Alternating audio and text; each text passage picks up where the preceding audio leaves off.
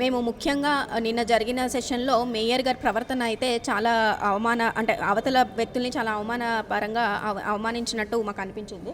So, ఆవిడ ఒక dictator లాగా ఏదో ఒక సింహాసనం మీద కూర్చున్న యువరాణిలాగా లేకపోతే ఒక రాణిలాగా ప్రవర్తించారు. ఇప్పుడు ఆవిడ కూడా మాతో పాటు గెలిచిన తోటి కార్పొరేటరే.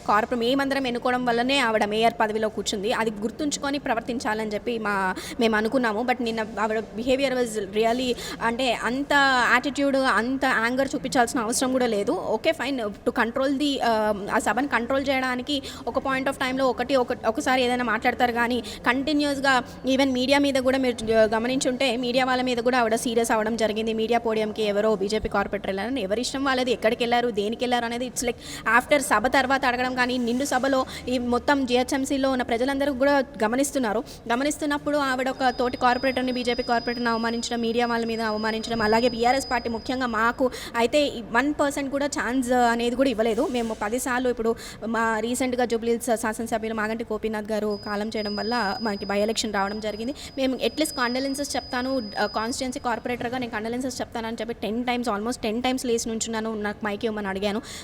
మా ఎమ్మెల్యే గారికి, వివేక్ గౌడ్ గారికి మైక్ ఇచ్చారు. దాని తర్వాత మా పార్టీలో ఇంకెవరికి మాట్లాడే ఛాన్స్ కూడా ఇవ్వలేదు కండోలెన్సెస్ మీద.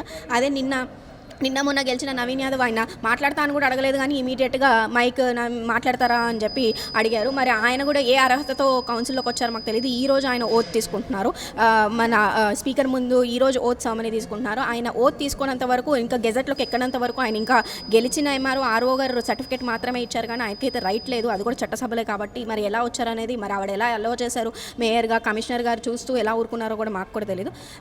బట్ ఆవిడ బిహేవియర్ అనేది చాలా దారుణంగా ఉంది. చాలా అంటే మా అందరినీ అవమానించినట్టు ఉంది.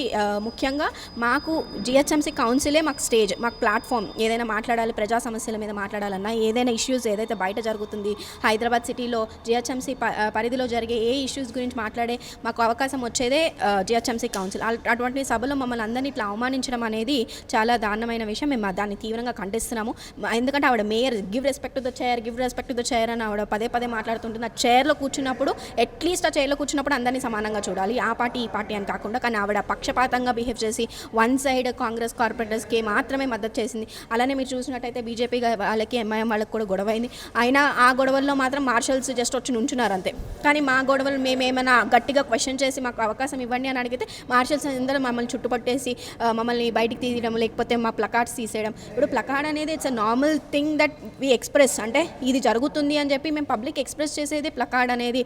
కానీ దాంట్లో ఏమి ఇబ్బందికరంగా ఉంటుంది, అది ఏమైనా బాంబా లేకపోతే ఏంటో కూడా మాకు తెలియదు. మరి ఎందుకు అంత అగ్రెసివ్గా మా మీద బిహేవ్ చేశారనేది కూడా మాకు అర్థం కాలేదు.